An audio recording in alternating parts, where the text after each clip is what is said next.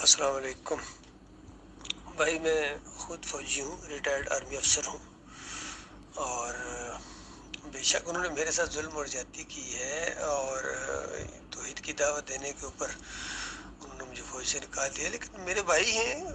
کوئی بات نہیں، میں ان کا خیر خواہ ہوں، سب کا خیر خواہ ہوں۔ آپ دیکھیے، مشرکین مکہ نے نبی علیہ السلام کو مکہ سے نکال دیا تھا، تو کیا نبی علیہ السلام نے کوئی انتقامی کارروائی کی تھی؟ نہیں، بلکہ خیر خواہی والا انداز تھا۔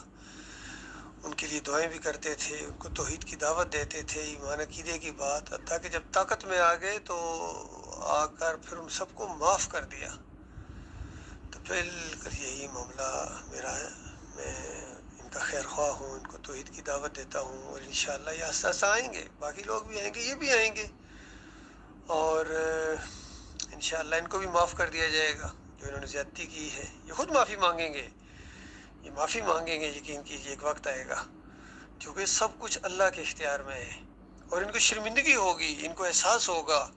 کہ ہم نے کتنے قیمتی ہیرے کو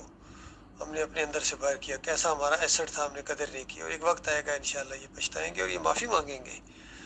اور میں ان کو معاف کر دوں گا، کوئی مسئلہ نہیں ہے۔